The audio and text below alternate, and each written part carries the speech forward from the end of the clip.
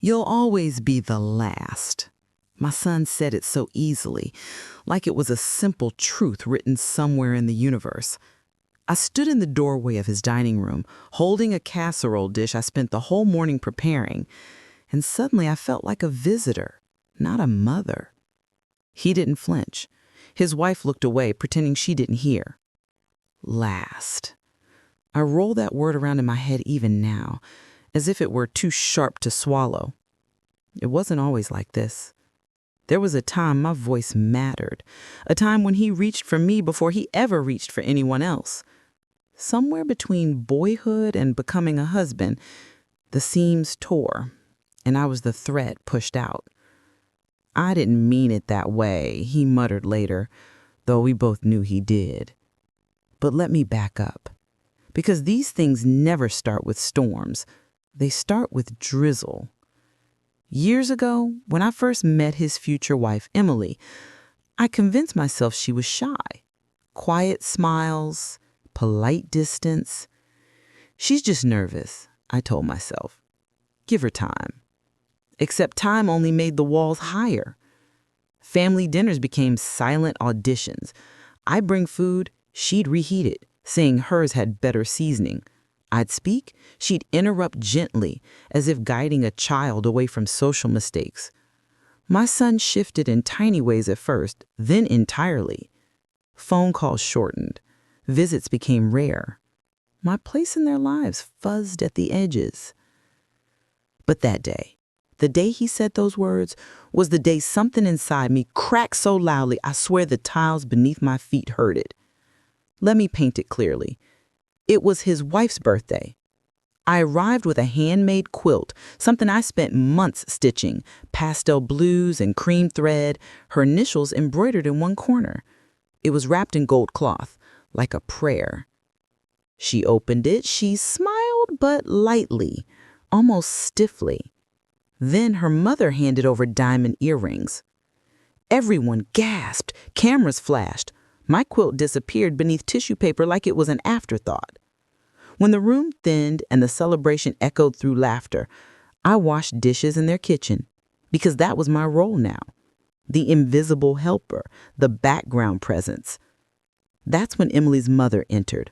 "Oh, you don't have to do that," she sang sweetly, taking one plate, then leaving the rest behind. A gesture for appearance, nothing more. Later in the dining room, their family sat planning a weekend trip, a surprise getaway. They spoke freely, forgetting I was still there. My son said, "Mom loves those places too." Emily's father laughed. "Ha ha, maybe next time. Family first, right?" And my son, with a tone of loyalty I never had claimed, answered, "My wife's family comes first. She knows that. Mom will always be the last." It silenced the air, a sentence heavy enough to shift gravity. I stared at him, the boy I raised alone, the boy I protected, fed, loved, prayed over, and I did not recognize him. Not him, not the man sitting next to his wife, agreeing his mother was bottom tier. My hands quivered. The casserole dish slipped. He looked up then, impatient. "Mom, don't make this weird." I nodded, throat tight, like a child being scolded. I went home. But home wasn't refuge. It was memory. I sat at my small kitchen table and stared at nothing. Hours passed, clock hands sweeping, shadows changing. That sentence replayed. You'll always be the last. A lifetime condensed into one brutal line. But grief has a second form. Anger. That arrived next. Not yelling, no. A quiet, controlled anger. The kind that walks slowly, touches each memory, rewrites meaning. Suddenly, every moment of being borrowed, used, dismissed, minimized, fit together like puzzle pieces, revealing the same picture. I trained him to treat me this way. I taught him sacrifice was love. I taught him I would always understand. I thought unconditional meant unending. I was wrong. Days later, I drove to his house unannounced. I didn't ring the bell until I steadied my heartbeat. He opened with surprise, maybe irritation. "Mom, why didn't you call first?" I didn't smile. "I wanted to talk to you." We sat. Emily excused herself to the other room, pretending politeness. "I hurt me," I started. His face tightened. "Is this about what I said?" "Yes." "It wasn't meant literally. You know how families are." "No, I don't know. And I don't want to be last in anyone's life anymore." He blinked, then shifted, uncomfortable. He didn't expect pushback. "It's complicated." "It isn't," I answered. "You made a choice, and I need to make mine." "What does that mean?" he asked sharply. "I won't chase for scraps anymore." He scoffed. "You're being dramatic." There it was, the dismissal taught by every moment I absorbed quietly. I stood. "No, I'm being done." I left. He didn't follow. That moment, that door closing behind me, was when the second version of me began forming. Over the next weeks, something strange happened. Silence became space. Space became possibility. One morning, while drinking coffee, I saw a pamphlet tucked under my door, a seniors travel group flyer. "Explore the world," it said. My heart fluttered, then whispered, "Why not?" I signed up, a small coastal town trip. Nothing extravagant, but far enough to be new. That became the beginning, the slow burn awakening. I sold things I didn't need, packed a single suitcase, booked a train ticket. Not because I wanted to escape, but because for the first time, I wanted to arrive somewhere for myself. And that is where this story truly starts. I didn't know trains could feel like baptism until the morning I boarded mine. Seats hummed softly, windows vibrated with departure, and the smell of diesel and coffee wrapped around me like a promise. For the first time in years, no one knew where I was, no one expected me, and no one needed me. It felt illicit. It felt holy. I placed my bag overhead and sat by the window. A woman about my age slid into the seat beside me. She had silver hair cut boldly short, a coral scarf around her neck, and the kind of eyes that recognized sorrow without interrogation. "Going somewhere new?" she asked. I smiled faintly. "Trying to." She nodded, as if that was the most profound answer. "My name is Marta," she offered. I told her mine. As the train lurched forward, she studied my face. "You look like someone who finally shut a door." I stiffened. "I suppose I did." "I did too," she whispered, 3 years ago. Her confession cracked something open in me. Maybe I wasn't the only invisible woman learning to see herself. We spoke in slow fragments.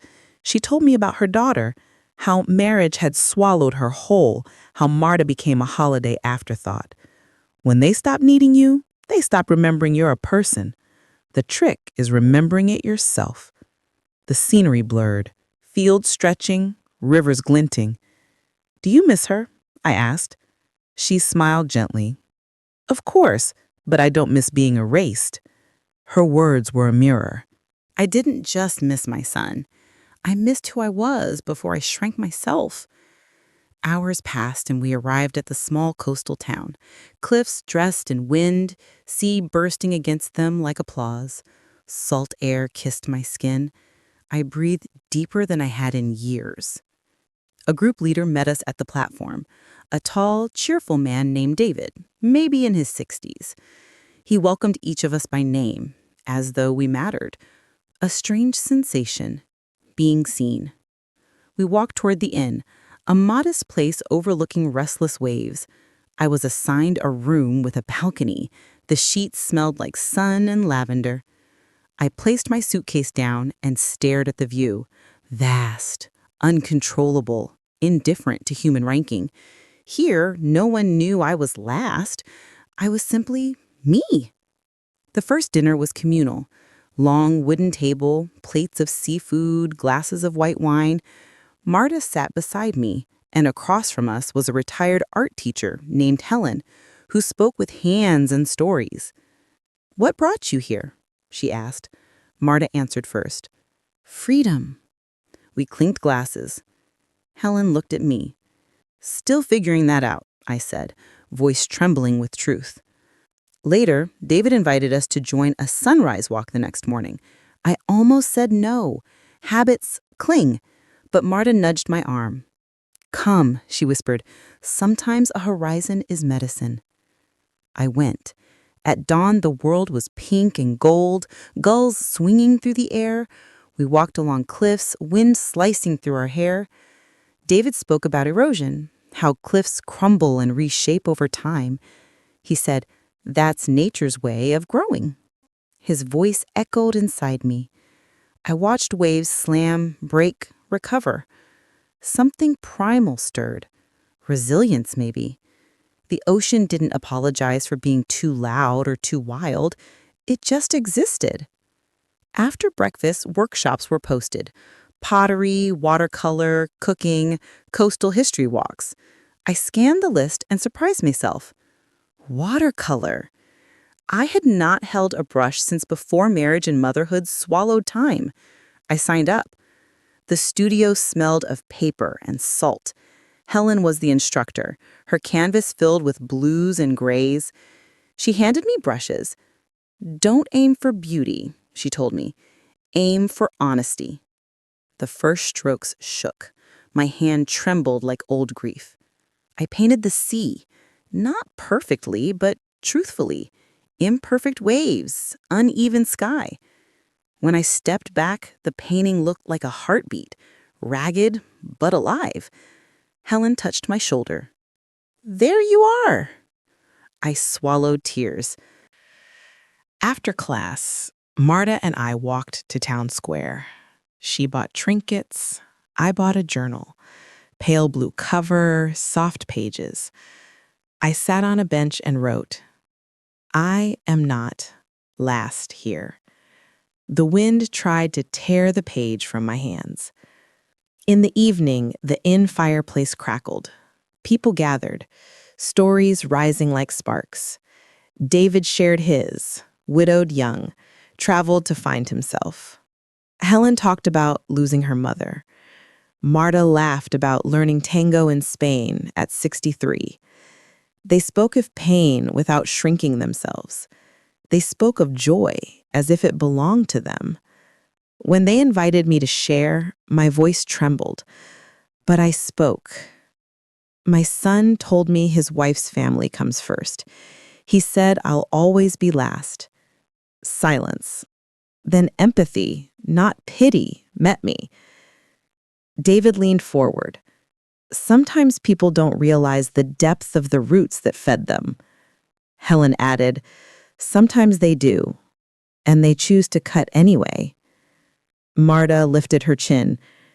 "Maybe this isn't about your son at all. Maybe it's about you stepping out from where you were standing." Their words settled in my bones. That night, in my balcony chair, I watched the moon shimmer across the water. I thought about sacrifices, the invisible ones. I thought about dinners cooked, tears swallowed, phone calls answered, boundaries erased. I realized something. I trained him to believe I would always be there. I never taught him how to lose me. The next morning, I went for a walk alone. The beach was quiet. Only shells, my footsteps, and the sound of tides refusing to stay small. I let the water touch my ankles. It was cold, startling, alive. I whispered to the sea, "I exist." Not dramatic, just true. A man walking his dog smiled politely as he passed. A little boy chased a kite. A couple took photographs. No one knew anything about me, and yet it was the freest I had ever felt. Later that afternoon, David invited anyone interested to join a mindfulness circle on the cliff. I went. We sat cross-legged in the grass, wind threading through us. He asked us to close our eyes. Let go, he said, not of people, but of who you thought you had to be. Images rushed. Kitchens, holidays, unreturned messages, the sentence that burned me. Then, silence. I exhaled. When I opened my eyes, Marta was watching me. "You look lighter," she whispered. "Maybe I am." Over dinner, David poured wine beside me. He had a soft way of speaking, patient, grounded. His presence was soothing rather than demanding. "He seemed like someone beginning again," he said. I smiled, or learning for the first time. He raised his glass. "Two beginnings." I clinked it. And for the first time, I didn't feel like an afterthought. Morning arrives with a silver hush over the cliffs. I wake before anyone else, my room bathed in pale light that makes the sea shimmer like liquid glass. For the first time in years, my body doesn't ache from obligation or worry, just a soft, unfamiliar alertness.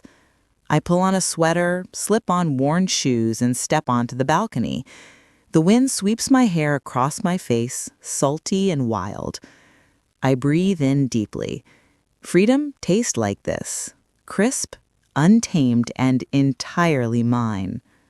Breakfast is quieter than dinner, the group moving in small clusters, sharing laughs and stories.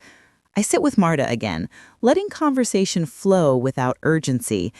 She's become my tether here, a reminder that women our age do not have to live in the shadows of their children's choices.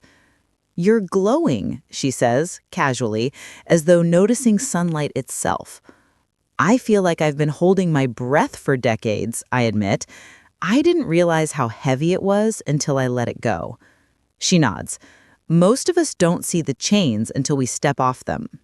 We sign up for a small excursion, a walk along hidden coves where the cliffs drop sharply into the sea. Our group is small today. David leads, explaining the geological history, but mostly letting us wander. The path is narrow, rocky, edges crumbling underfoot, and my pulse quickens. I realize it mirrors how I feel, tentative, fragile, yet alive. At one point, Marta slips on a loose stone. I grab her arm, steadying her. "Careful," I warn. "Thank you," she smiles, her grip lingering briefly. "You've got a strength you didn't know you needed." Her words land in me like seeds. Strength, not just endurance or survival, strength that belongs to me alone, unshared, unborrowed. Later, we reach a secluded cove, waves crashing against jagged rocks, water frothing white. I step closer to the edge, the wind pressing against me, daring me to lean in. For a moment, I think of my son, of Emily, of all the times I felt invisible, last, unnecessary. I imagine speaking aloud, telling the ocean the words I never got to say. "You chose them over me. I choose me now." Instead, I simply let the waves roar. The sound fills my chest, and I feel it sweep out old grief. Back at the inn, I sign up for a watercolor workshop that afternoon. I've surprised myself by choosing it again, not out of obligation, but desire. The studio smells faintly of salt and paper, and Helen greets me with a quiet nod, her eyes reflecting understanding. She says, "Last night, your strokes were full of honesty. Today, let's try courage." I take a deep breath, dipping my brush in blue, then green, then a splash of gold. I paint the cliffs, the crashing waves, the wind tearing through my hair, and something unexpected happens. I paint a small figure standing on the edge, arms wide, facing the sea.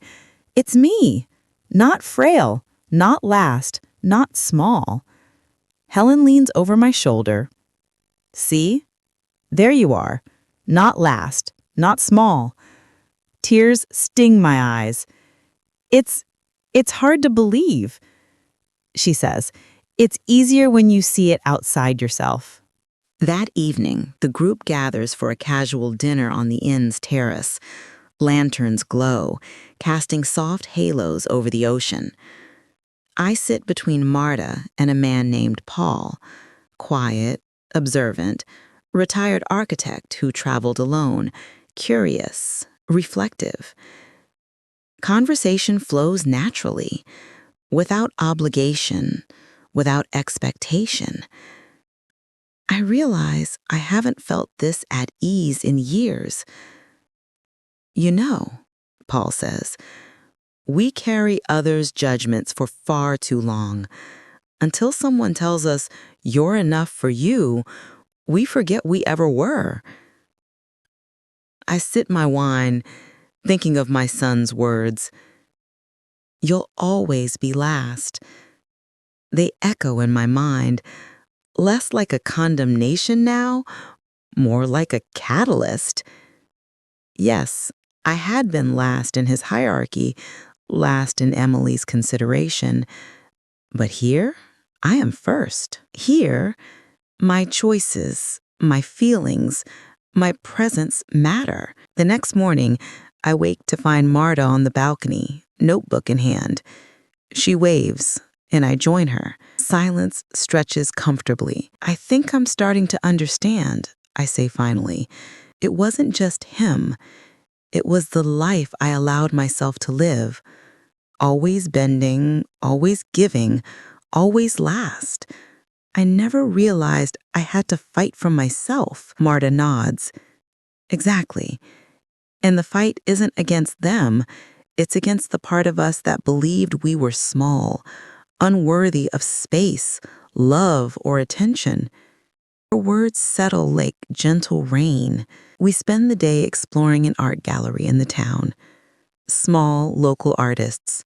Paintings that capture light and emotion in ways words cannot. I linger at a piece of a solitary figure on a cliff, arms outstretched, facing the horizon. The resemblance to my own painting is uncanny. Someone feels exactly how you do, Marta whispers. I realize it's not just coincidence, it's resonance. My story is not unique in sorrow, but it is unique in its potential for transformation. Later, we sit in a small cafe. I watch people pass by, couples holding hands, children laughing. For the first time, I feel a pulse of possibility, that life outside my son's choices exists. Vibrant, urgent, waiting. I think I want to keep traveling, I say quietly. See the world, meet people, learn, paint, write. For me. Marta smiles, a knowing, tender smile. Good. You deserve to fill your own pages, not just live in the margins of someone else's story. That night, I write in my new journal. I recount my son's words, my heartbreak, the quiet rage, the awakening here by the sea. I write about Marta, Helen, David, and Paul, companions on a journey I didn't know I could take. And I write about me, the me who is first for herself, who chooses her own adventure, who lets the past inform, but not define her. A knock interrupts my writing. I glance up. It's David, holding a small seashell. For you, he says, a reminder that even the smallest treasures can survive the tide. I take it, feeling its smooth surface in my hand. I nod. Thank you. I'll remember. And in that moment, I realize something profound. The first step toward freedom is seeing yourself as worthy. The second step is stepping out and claiming that worth. And the third, the one I am only now beginning, is living it, fully, unapologetically. I look out over the water, waves still crashing, wind still wild, lanterns glowing in the distance. And whisper, I am not last. I am here. I am enough. And for the first time in decades, the word last feels foreign, powerless. The next morning, the cliffs call to me before the sun fully rises. I leave the inn quietly, barefoot on dew-soaked grass, sandals dangling from my hand. The wind is sharper today, tugging at my hair and clothes, almost playful. I walk toward a section of the cliffs I haven't explored yet, heart thudding with a mix of exhilaration and apprehension. I pause at the edge, looking down at the foaming waves. For a brief moment, I imagine my son standing here with me, just for comparison, just to see if the hurt lingers in this wild place. I let the thought pass without clinging. That's part of the awakening, noticing, then releasing. A few steps back, I notice a small group gathered, preparing for a morning yoga session led by a young instructor, Lena. She smiles at me warmly. "You're welcome to join," she says. I hesitate. Balance has never been my friend, and stillness even less so. "I'll try," I answer. The session begins. Waves crash rhythmically below, gulls call overhead, and I focus on the breath she guides us through. Inhale, exhale. In, out. The wind tangles my hair and stings my cheeks, and I realize how much I've been holding in. Grief, guilt, obligation. Each breath feels like letting go. By the time the session ends, I am exhausted and exhilarated. Lena claps softly. "You've done well. Remember, grounding yourself is a form of strength." Strength again. It's becoming a mantra in my mind. Later, I join the group for a coastal history walk. David leads, pointing out old fishing villages, ruins of stone cottages, and lighthouses weathered by time. He says, "Everything here has survived storms, and so will you." I glance at Marta walking ahead, her stride confident. She catches my eye and smiles. No words, just recognition, support. That's all I need. After the walk, we stop at a local cafe. I order tea and watch the tide pull in shells and seaweed. I think about my son again, about his words. My chest tightens for a moment, an old habit, and then I remind myself the cliffs, the waves, this new life are louder than his dismissal. They are mine. That afternoon, Helen invites me to a watercolor hike. "Bring your sketchbook," she says. "We'll paint the hidden coves." We hike in silence at first. The path is rocky, the sun harsh at times, the wind unrelenting. My muscles protest, but my spirit hums. I realize I haven't felt this vitality in years, the kind that comes from doing something just for yourself, unmediated by anyone else's approval. We reach a secluded spot overlooking the sea. Helen spreads her supplies on a blanket. "Today, don't aim to replicate the view," she says. "Aim to replicate how it makes you feel." I take my brush, dip it in ochre and blue, and begin. My strokes are hesitant at first, then bolder, freer.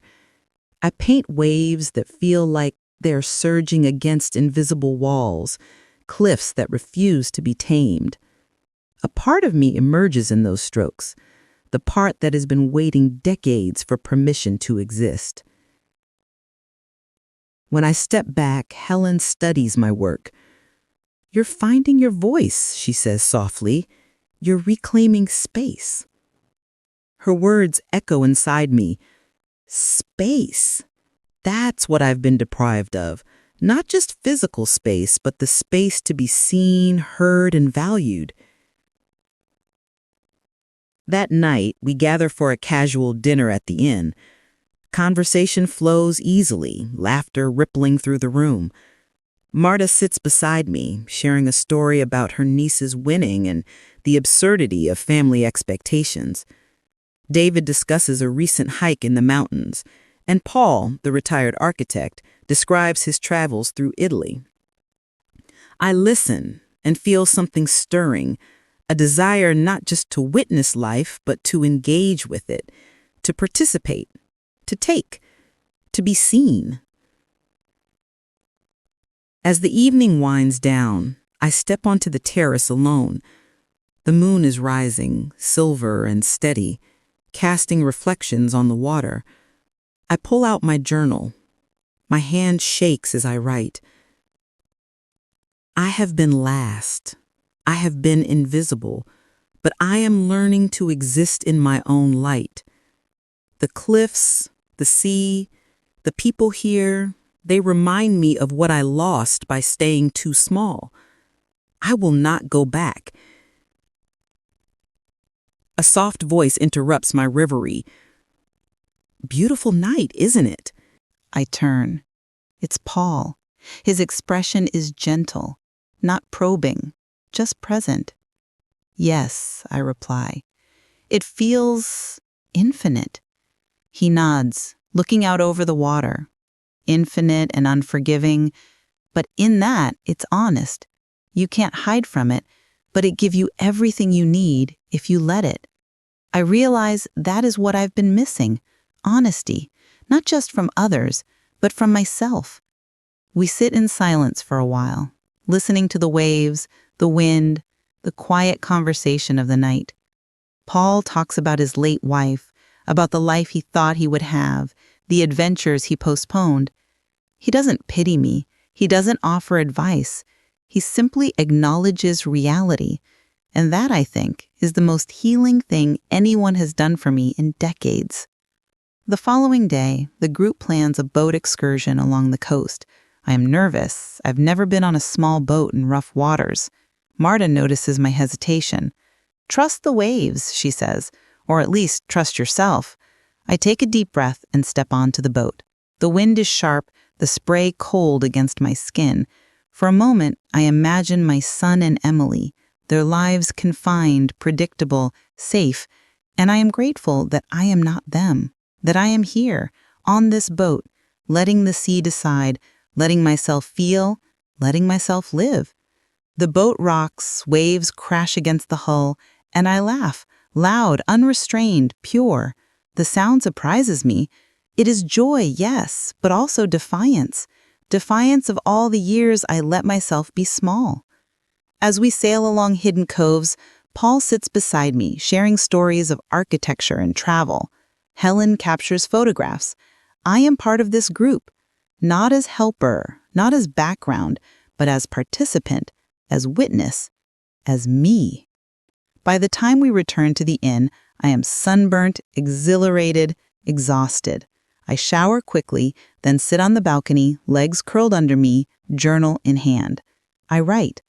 I am learning to prioritize myself, to love myself without guilt, to pursue joy without apology. I am not last. I am first in my own story.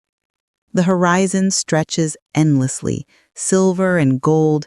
The wind whips my hair, and I feel a thrill of anticipation. This journey is far from over. I can feel it in every bone, every pulse. The cliffs, the sea, the wind, the people I've met, they have opened doors I didn't know existed. And I know now, when I return home, I will return as someone new, not someone to be negotiated with, diminished, or dismissed.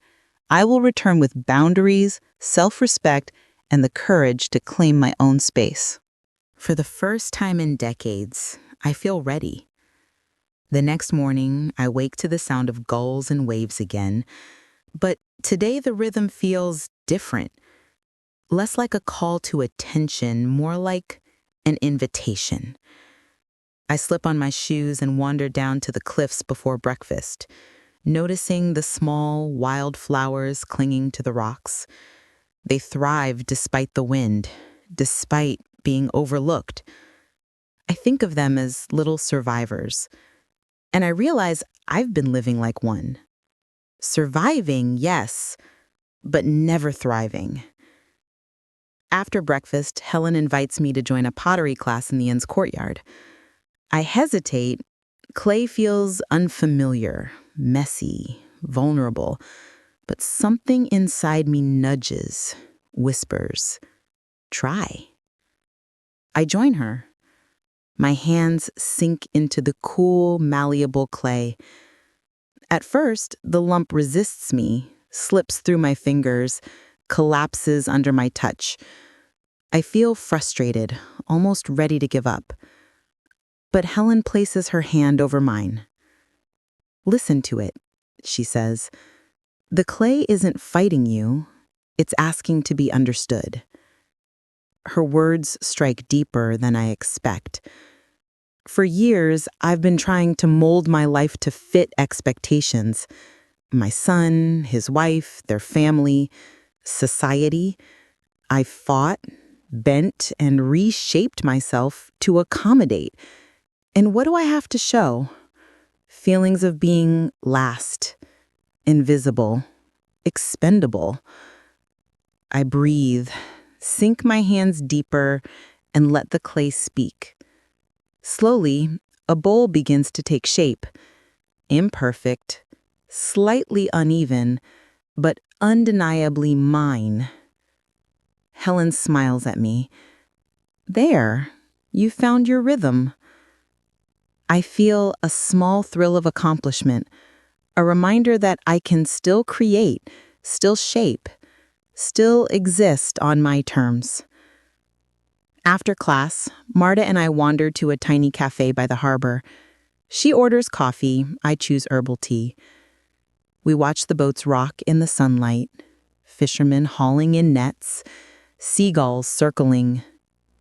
You're glowing more every day, Marta observes.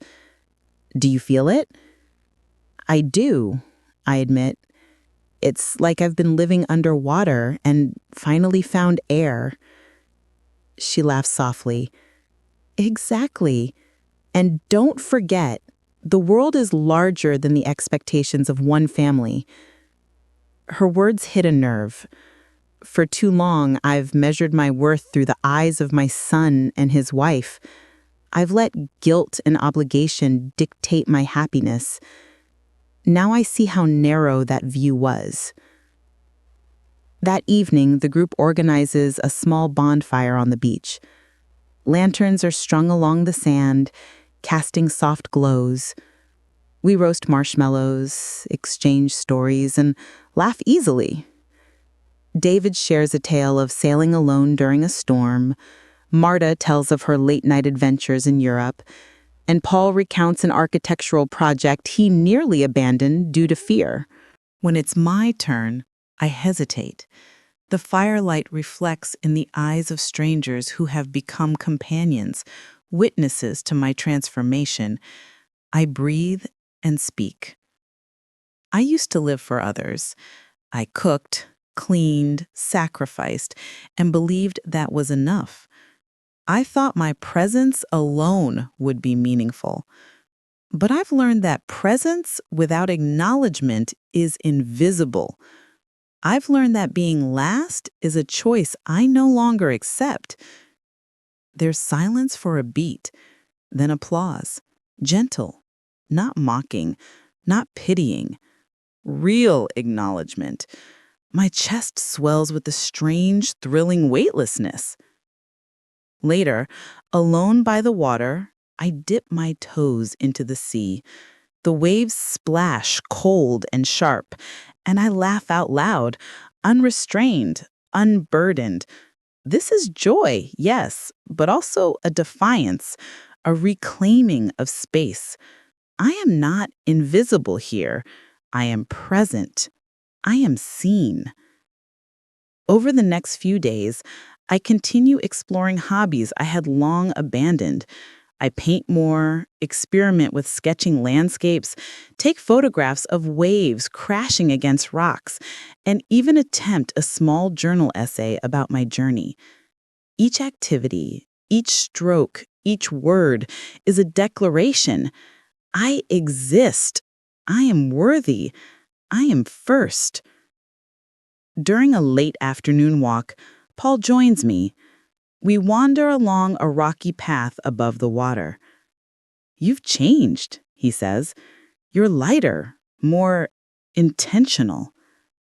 I feel it, I admit, like I'm finally waking up from a long sleep.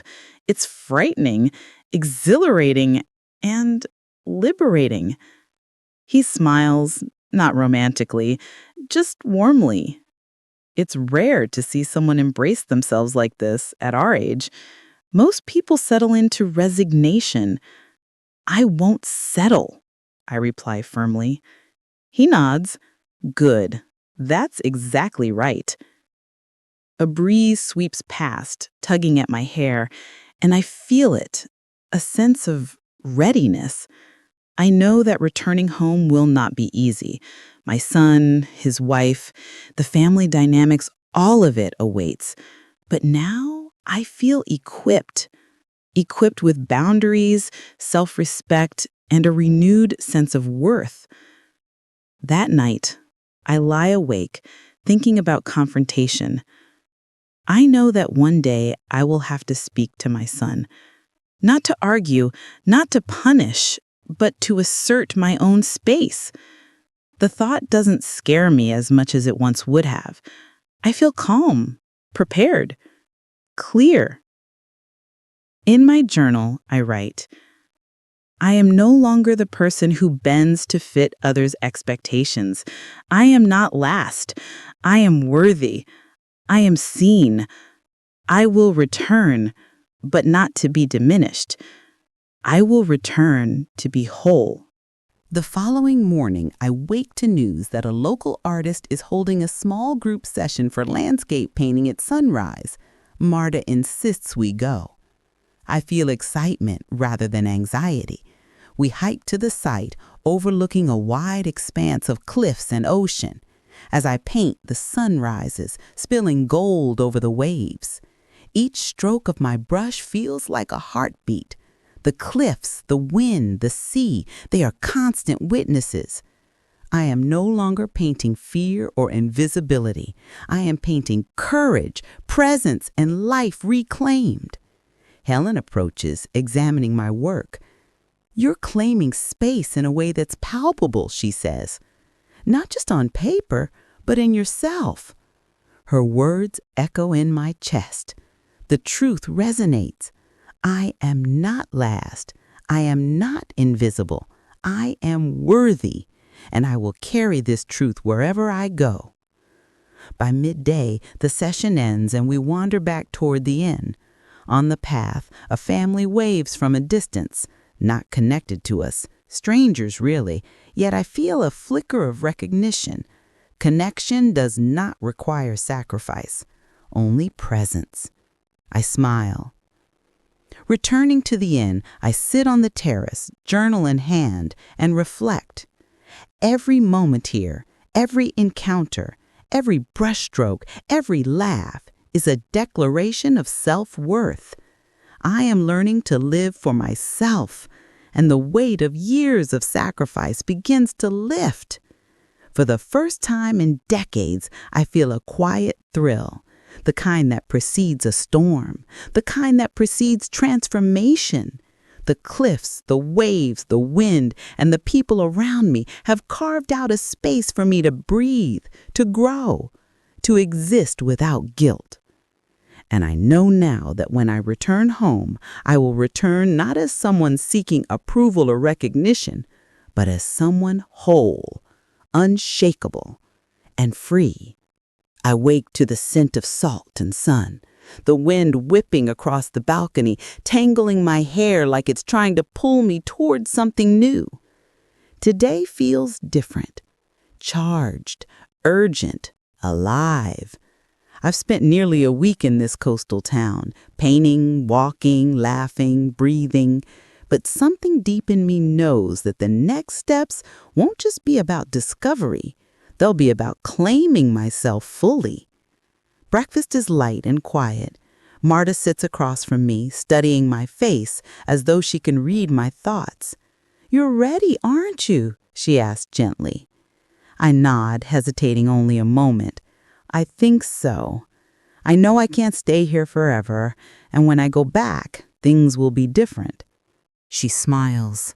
That's exactly it. You'll carry this here, she gestures to the cliffs, the waves, the sun, into the life you used to live, and nothing will have the power to diminish you again. I sip my tea, savoring the warmth, the weight of her words. Freedom isn't just physical, it's internal, rooted in clarity, courage, and self-respect. Later, we gather for a cliffside meditation led by Lena. The group sits cross-legged, the wind roaring past, the waves crashing below. She guides us through breathing exercises, encouraging us to envision letting go of burdens, releasing attachments that no longer serve us. I close my eyes and see my son's face, Emily's smile, the dismissive tones of his words, "You'll always be the last." I feel anger rise, but I breathe through it, not to suppress, not to deny, but to release. Each exhale carries a fragment of guilt, a piece of the habit of shrinking, a lifetime of silent compliance. When I open my eyes, the ocean stretches endlessly before me, indifferent to human pain. And I realize I don't need to be acknowledged by those who cannot see me. I only need to see myself.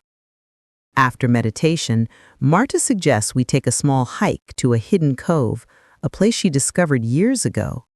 We walk in silence at first, the cliffs sheer and dramatic, the wind slicing across our faces. I notice my posture has changed, upright, confident, not hesitant, not apologetic. At the cove, the water crashes against the rocks, frothy and relentless. Marta looks at me. The sea doesn't apologize for its strength, neither should you. I laugh softly, a release of tension I hadn't realized I'd been holding. That evening, we gather for a farewell dinner. Lanterns glow softly, reflecting on the waves. Conversations hum, stories are exchanged, laughter shared. For the first time in decades, I feel completely equal in a group, neither invisible nor secondary. After dinner, I wander alone to the cliff's edge, the moon casting silver trails on the water. I take out my journal, writing freely, unreservedly. I have been last. I have been ignored, minimized, dismissed, but I have reclaimed myself. I have learned to breathe, to see, to exist for me. I am not last. I am first. I am whole. A presence interrupts me. I glance up. It's Paul. He walks to stand beside me, the silence comfortable, unintrusive. "You've changed," he says softly. "I think I've finally allowed myself to," I replied. He nods. It's rare to see someone embrace their own worth so completely. We stand side by side, watching the waves, and for a long while, I simply let the wind and water carry away the remnants of old pain. The moment I step into my house, familiar yet strange, I feel a pang of memory. The dinners cooked and unappreciated, the holidays spent invisible, the sting of being last. But it no longer overwhelms me. I am armed with awareness, boundaries, and an unwavering sense of self. The confrontation with my son is inevitable. He doesn't understand why I've returned early from a trip I once thought would just be a getaway. "Mom, I thought you were staying longer," he says, concern edged with confusion. "I am back," I say calmly, "and we need to talk." He frowns. Emily watches from the kitchen, expression neutral.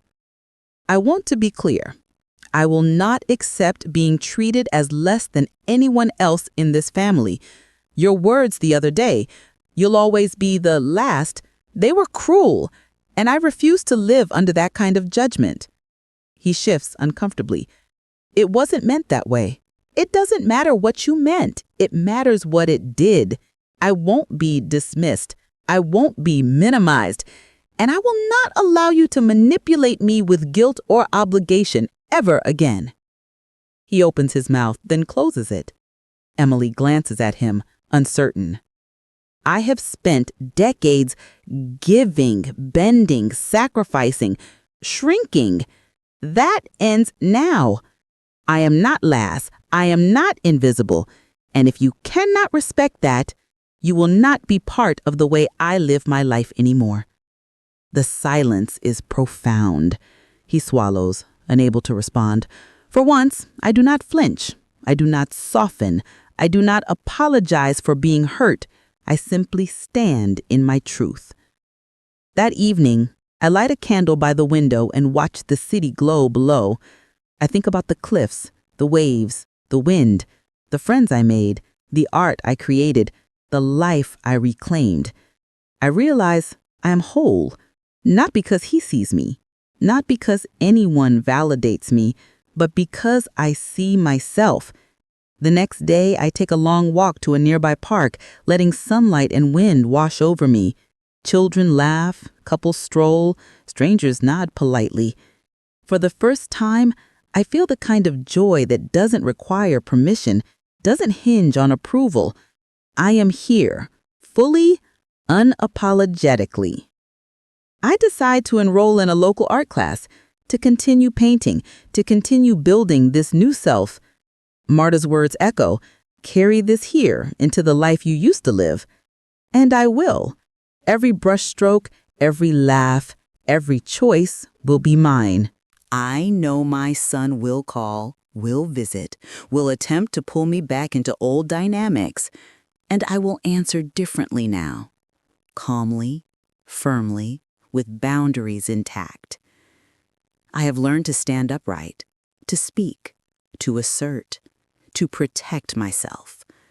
I have learned that love for oneself is not selfish.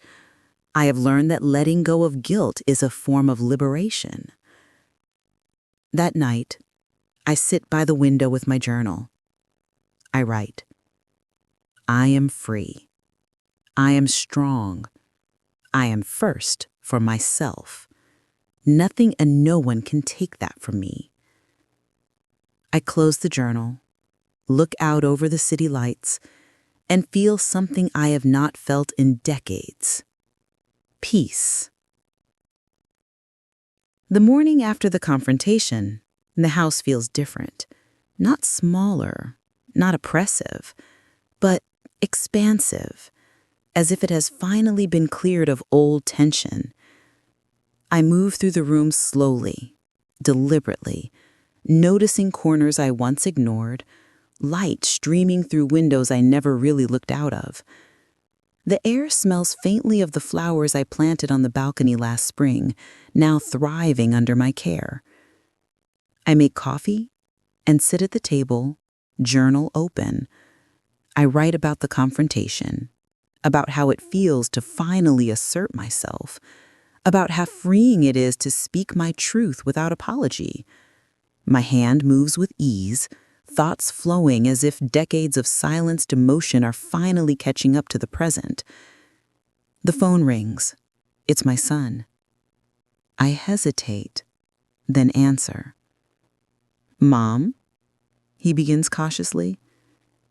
Hello, I reply, calm, firm. I wanted to apologize for what I said. I didn't realize how hurtful it was. I listen. I don't speak immediately. I feel the old reflex to soften, to excuse, to forgive without conditions. But I catch it, like a child noticing a false step. I let a breath pass. I accept that you recognize it, but understand this. My life is no longer determined by how others rank me. I will not be last in my own story. I need space, respect, and boundaries. I hope you can honor that. There's a pause. Then, I I understand. It's not a warm resolution, not a full reconciliation, but it is acknowledgement, and it is enough. Later that day, I drive to a small art supply store. I wander through aisles of brushes, canvases, and paints, allowing myself to pick up colors and tools without restraint or guilt. I feel the thrill of ownership, of possibility, of choice, my choices. For the first time in decades, I am not buying for someone else's approval. I am buying for me. That evening, Marta calls. She's planning a weekend trip to a nearby town and insists I join her. Her voice carries the same warmth and gentle challenge that helped me discover myself in the cliffs. I think it's time to see more, she says. Time to fill your life with more than just the remnants of what was taken from you. I agree. A sense of anticipation ripples through me. This is no longer a getaway or therapy disguised as a journey. This is a deliberate, conscious decision to continue building a life that belongs to me. The weekend arrives, and we travel by train through rolling hills and small villages. We walk cobblestone streets, sip tea at sunlit cafes, and watch children play in fountains. Every moment is steeped in freedom. Freedom from expectations, from guilt, from being last. We find a small art studio in the town. The instructor, a vibrant woman named Clara, welcomes us warmly. She notices the change in me immediately. You carry yourself differently, she observes, like someone who has stopped apologizing for being here. I smile. I suppose I have. She laughs softly. Good. Let's channel that into art. We paint landscapes and abstract compositions, experimenting with color and texture. I watch my hands move with confidence, no hesitation, no fear of judgment. The paintings are vibrant, bold, unapologetic. I realize they mirror my own transformation, messy at times, unrefined, but entirely authentic and alive.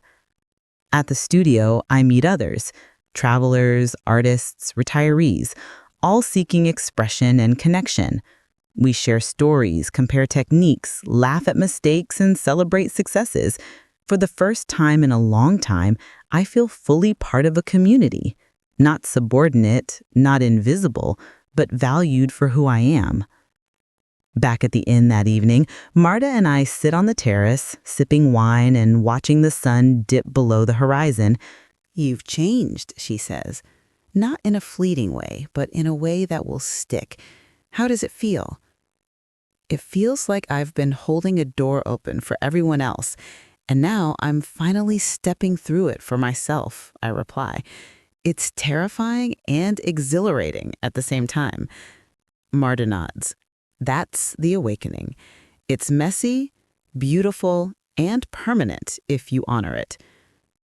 The days that follow are filled with exploration. I hike cliffs, paint, journal, and travel.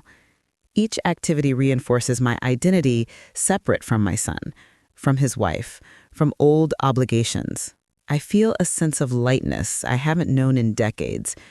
One afternoon, as we walk along a quiet beach, I notice a small group of children building sandcastles. I pause and watch, remembering the years I spent trying to construct a life that would please others, carefully, meticulously, never realizing I was erasing myself in the process. I kneel and begin shaping a small castle. Marta joins me. We laugh as waves knock down our creation, and I realize destruction is part of creation. Loss is part of growth. Being last at someone else's table no longer diminishes my value. That night, we light lanterns on the beach. Each one rises slowly, carrying a wish, a memory, a prayer. I release a lantern, whispering my intentions: self-respect, freedom, courage, joy. I watch it drift into the sky, small but luminous, carried by the wind. I think we all need to do this more often, Marta says softly, releasing her lantern. Yes, I reply, feeling the power of acknowledgement, not from others, but from myself. By the time I return home, I carry this transformation fully. I arrange my home to reflect my newfound sense of self, spaces filled with light, colors, art, and objects that remind me I exist first for myself. I reconnect with friends, explore hobbies, and carve out routines that nurture rather than deplete me. When my son visits, I greet him warmly, but firmly. I offer hospitality without subservience. He tries the old patterns, guilt, obligation, subtle manipulation, but I meet him with calm, unwavering boundaries. He notices, though he doesn't fully articulate it. That's not my concern anymore. I am no longer shaped by his perception or approval. In the evenings, I sit by my balcony, painting or writing, letting the city lights and distant waves lull me into reflection. I no longer replay the word last in my mind. It has lost its power. I am first, in my own story, in my own life. The morning sun filters softly through the curtains, and I wake with a sense of calm I haven't felt in decades. The weight of being last, of being unseen, of bending to accommodate others, is gone. I stretch, noticing my muscles awake, my breath full, my heart steady. I am fully present in my own life. I make coffee and step onto the balcony. The city below hums gently, a rhythm I no longer need to control or participate in at someone else's pace. I watch people hurry, cars glinting in the sunlight, children laughing in parks, couples walking dogs. There is life everywhere, vivid and demanding attention, but none of it dictates mine. I breathe in the warmth and let it fill me completely. A few hours later, I open my journal. I read the entries I've written over the past weeks, from the cliffs, the waves, the first mornings of freedom, the bonfires, the lanterns. I smile, amazed at the journey I've undergone. Each word, each reflection, each small act of courage has carved a space for me to stand fully in my own truth. I glance at the phone. Messages from my son and Emily sit there, polite, tentative, almost cautious. I feel no obligation to respond immediately, not because I want to punish, but because I understand my worth now isn't contingent upon their validation. I sip my coffee, savoring the silence, the autonomy. The afternoon is warm. I decide to take a walk through the nearby park. The light falls across the trees in soft beams, and I notice the small details I've ignored for years. The texture of bark, the shimmer of leaves, the chorus of birds. I pause to watch a child chase a butterfly, laughing with abandon, and I remember the woman I used to be. Cautious, always measured, always last. I kneeled to the grass, feeling it between my fingers, and whispered to myself, "You are first. You are enough. You belong to yourself." The words no longer feel like a mantra or a fragile hope. They feel like reality. Later, I return home and set up my art space. I pull out a new canvas, brushes, and vibrant paints. Today, I paint the city from my window, the rooftops, the streets, the tiny lives unfolding below. But I add myself to it, standing on a terrace with arms wide, the sun casting golden light over me. This is no longer a practice exercise. This is a declaration. I exist fully, unapologetically, irrevocably. A knock at the door interrupts my focus. It's Marta, carrying 2 cups of tea. "I thought you might need a companion for reflection," she says, smiling warmly. I invite her in. We sit together, tea warming our hands, eyes drifting over my painting. "You've transformed," she observes, "not in some fleeting, temporary way. You've claimed yourself." "I think I finally understand," I reply. "It's not just about leaving, traveling, painting, or meeting new people. It's about standing in the space I deserve and never letting anyone push me out again." She nods, and we share a quiet moment, filled with the understanding that only those who have walked similar paths can fully appreciate. As evening descends, I decide to take a walk to the river that cuts through the city. The water reflects the golden light of street lamps, the gentle ripple like a slow heartbeat. I pause at a bridge, looking down at the water, and feel a symbolic sense of release.